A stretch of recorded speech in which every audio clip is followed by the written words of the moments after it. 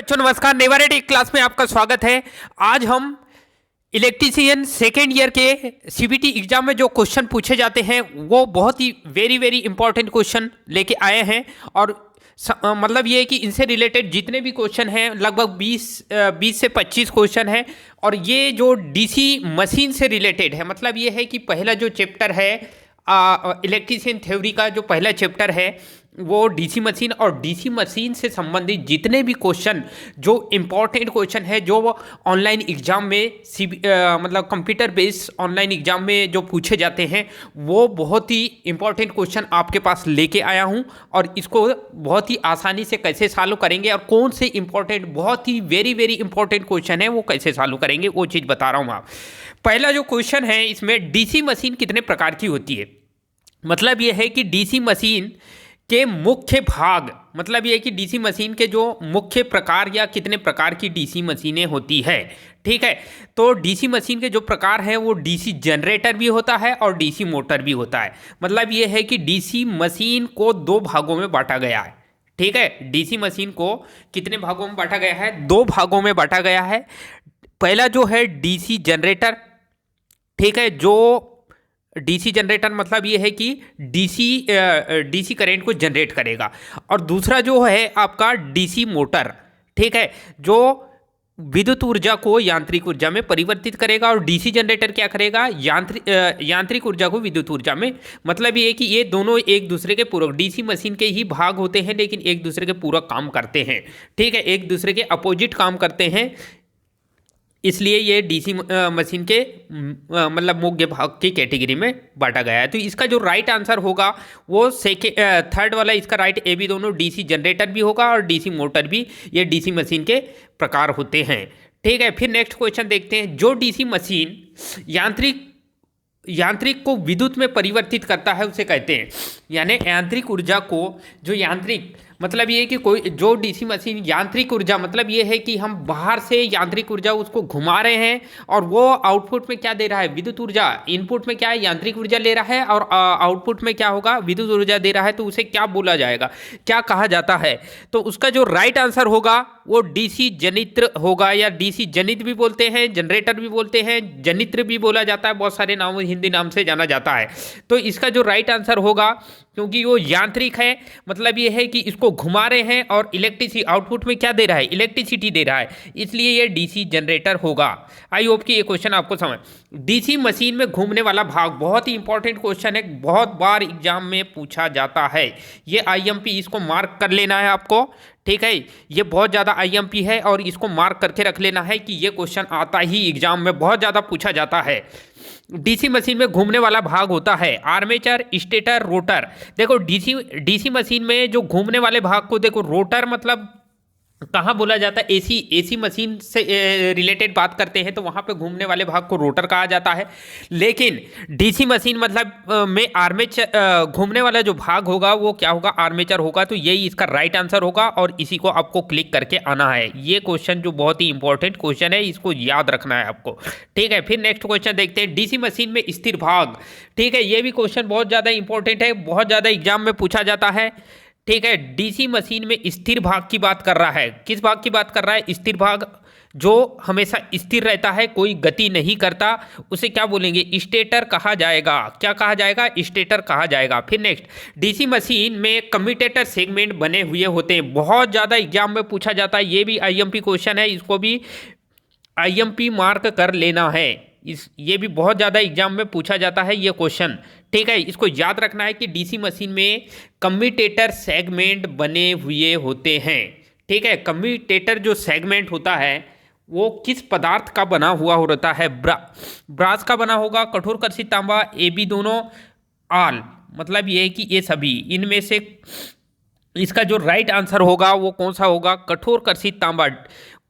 ठीक है, DC machine के जो कम्यूटेटर सेगमेंट बनाए जाते हैं वो हमेशा कठोर कर्षित तांबा, मतलब ये है कि एक साधारण तांबा होता है और उसको ठंडी अवस्था में ही पीट के उसको क्या करते हैं? ढाल दिया जाता है, तो उसे कठोर कर्षित तांबा कहा जाता है, उसको कठोर करने के लिए। तो ये इस टाइप से चालू किया जाएगा। डीसी मशीन में दो कम्यूटेटर सेगमेंट के मध्य क्या होता है? मतलब ये है कि डीसी मशीन में जो कम्यूटेटर सेगमेंट, इस टाइप के ऐसे सेगमेंट बने हुए रहते हैं, कम्यूटेटर सेगमेंट इस टाइप के ऐसे बने रहते हैं, ठीक है, और सबकी चौड़ाई बराबर होती है। और दो कम्यूटेटर सेगमेंट के मध्य में ये जो भाग है, ये मध्य वाला भाग है, ठीक है, ये कम्यूटेटर सेगमेंट के जो मध्य में इस टाइप का ऐसा, और हर कम्यूटेटर सेगमेंट के मध्य में क्या हो रहता है, तो रबर मतलब कौन सा अचालक यूज किया जाता है, तो अभ्रक, रबर, ये भी दोनों आल, ठीक है। तो अभ्रक, ठीक है, जिसको माइका भी कहा जाता है, और यही दो कम्यूटेटर सेगमेंट के मध्य में अचालक का कार्य करता है,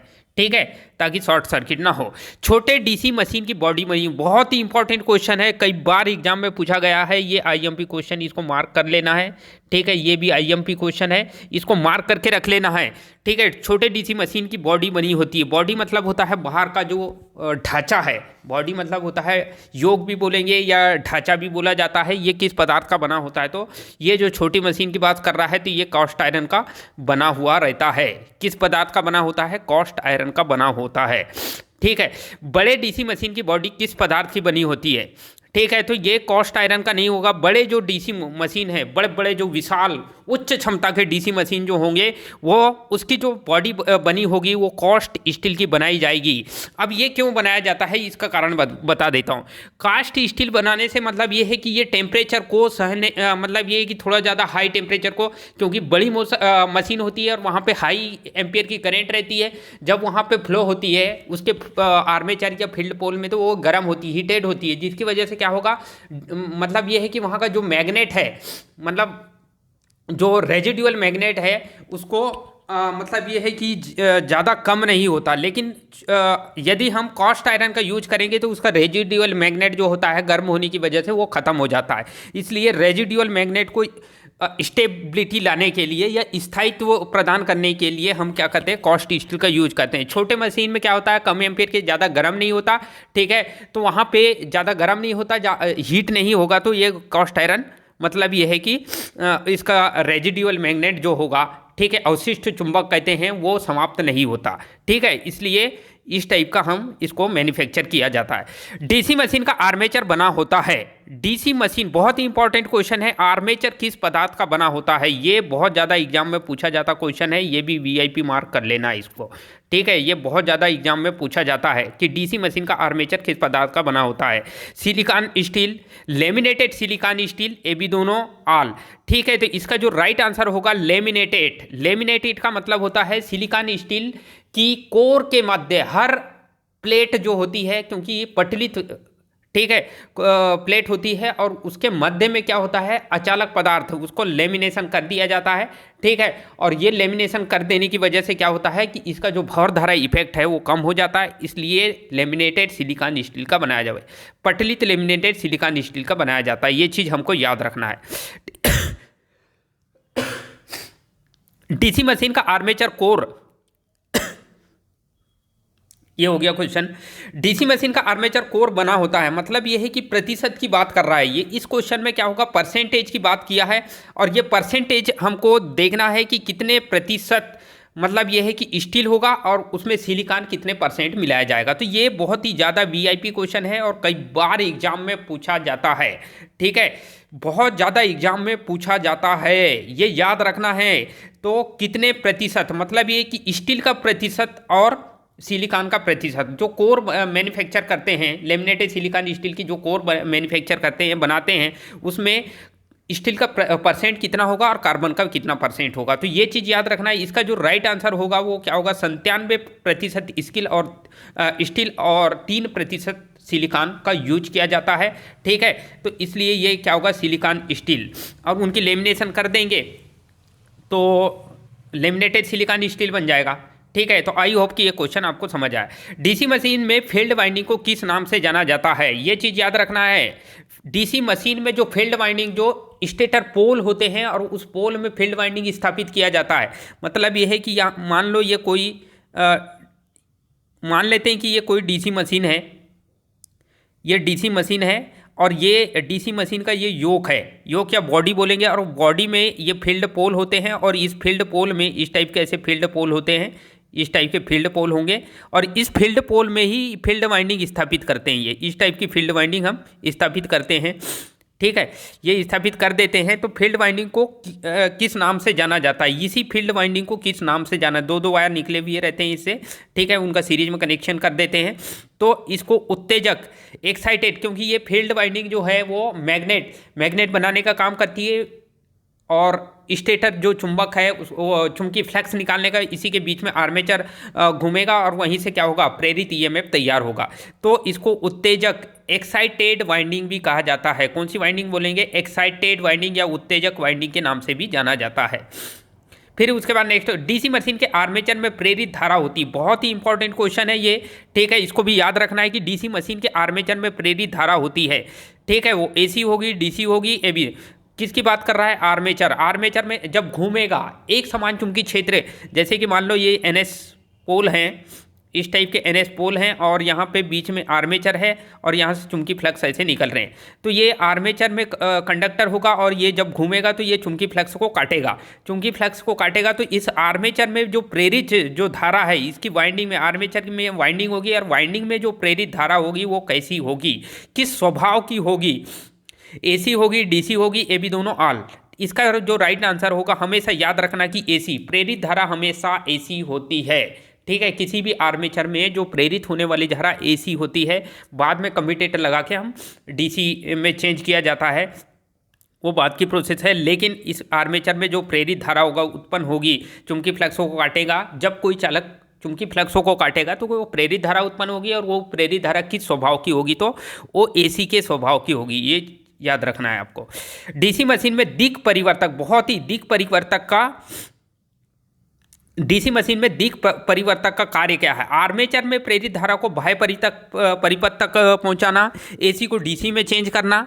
डीसी जनरेटर की बात कर, डीसी मशीन की बात कर रहे हैं हम, तो इसमें मतलब ये है कि ये इसका जो राइट आंसर होगा वो क्या होगा, आर्मेचर में प्रेरित धारा को बाह्य परिपथ तक के पहुंचाने का भी कार्य करता है, ठीक है, मतलब बाहर सप्लाई में निकालने का कार्य करता है, और एसी को डीसी में चेंज भी करने का काम करता है। दिक् परिवर्तक, इसको कम्यूटेटर कहा जाता है। क्या बोलेंगे हम, कम्यूटेटर कहते हैं। दिक् परिवर्तक को क्या बोलेंगे हम, कम्यूटेटर बोलेंगे, और इसका जो राइट आंसर होगा वो ए बी दोनों इसका राइट आंसर होगा।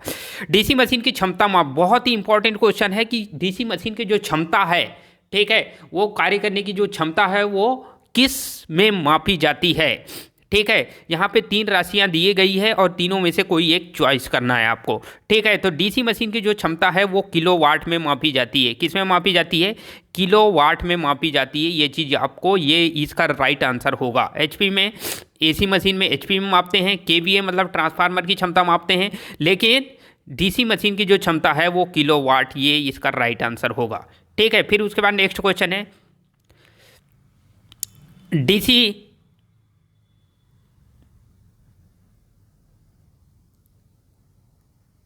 डीसी मशीन में कौन सी वाइंडिंग लिया जाता है, मतलब ये कि कौन सी वाइंडिंग किया जाता है, ठीक है।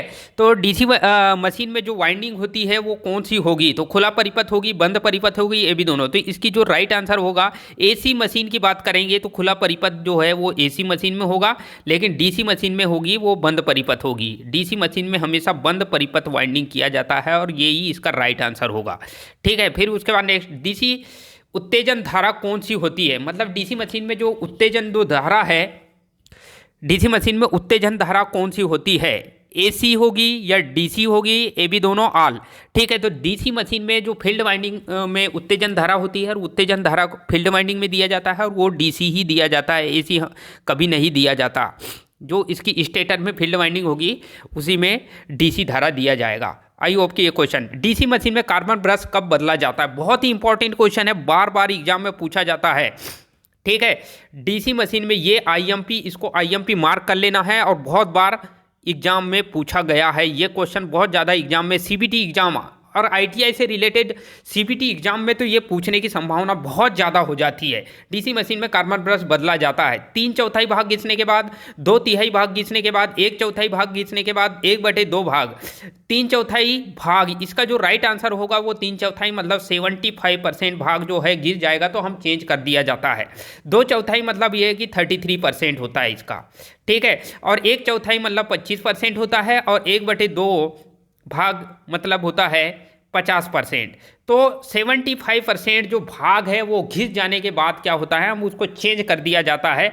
ये चीज़ आपको याद रखना है, ठीक है। तो इसका जो राइट आंसर होगा वो 3/4 इसका राइट आंसर होगा। आई होप कि आपको ये क्वेश्चन समझ आए। फिर नेक्स्ट है, डीसी मशीन में कार्बन ब्रश, डीसी मशीन में टेंशन स्प्रिंग का ब्रश में दबाव रखा जाता है। ये भी बहुत ज़्यादा एग्जाम में पूछा गया है क्वेश्चन, बहुत ज़्यादा एग्जाम में पूछा जाता है।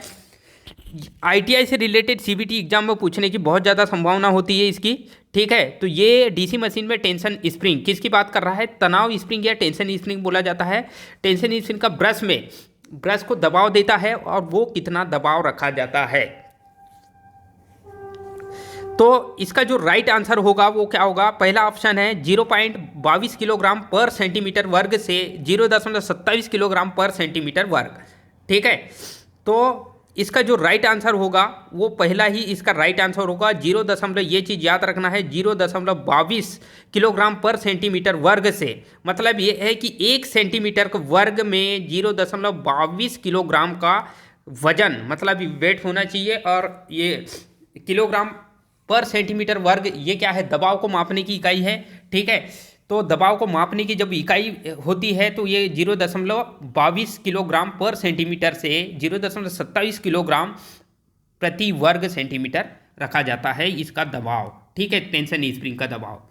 फिर उसका डीसी मशीन में पिग टेल किस पदार्थ का, पिग टेल मतलब रस्सी टाइप का होता है, मतलब ये है कि कार्बन ब्रश से जुड़ा हुआ रहता है और बाहर जो आउटपुट, मतलब ये है कि टर्मिनल, बाहर के जो टर्मिनल में सप्लाई लाने का कार्य करता है, ठीक है।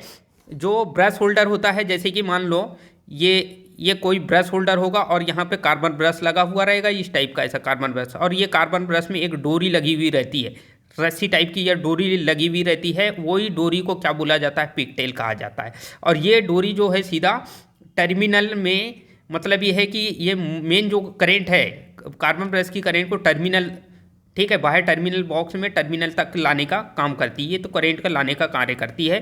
तो डीसी मशीन में पिगटेल किस पदार्थ का बना है, स्ट्रैंड कॉपर, स्ट्रैंड एल्यूमिनियम, ठीक है, ये भी दोनों कोई नहीं। इसका जो राइट है स्ट्रैंड कॉपर, मतलब ये है कि गूथे हुए बहुत सारे जो चालक हैं उनको स्ट्रैंड, मतलब ये है कि ट्विस्ट कर दिया जाएगा, और बहुत सारे चालकों को मल्टी कोर चालक होता है, ठीक है। एक चालक खराब भी हो गया तो दूसरा चालक काम करेगा, तो बहुत सारे कोर होते हैं, उनको क्या कर दिया, गूथ दिया जाता है, उसे स्ट्रैंड कॉपर कहा जाता है, और इसी कॉपर का यूज किया जाता है पिगटेल के रूप में।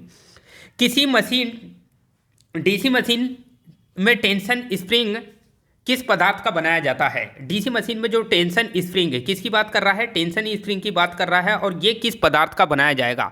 ये टेंशन स्प्रिंग स्ट्रैंड कॉपर पहला ऑप्शन है, स्ट्रैंड कॉपर, दूसरा है स्ट्रैंड एल्यूमिनियम, तीसरा है फास्फर ब्रांज, ठीक है। फास्फर ब्रांज जो है विद्युत चुंबकीय क्षेत्र का प्रभाव नहीं पड़ता था, जल्दी गर्म नहीं होती, ठीक है। तो टेंशन स्प्रिंग ज़्यादातर जो बनाए जाते हैं वो फास्फर ब्रांच के बनाए जाते हैं, ये चीज़ हमको याद रखना है, फास्फर ब्रांच का ही टेंशन स्प्रिंग बनाया जाएगा।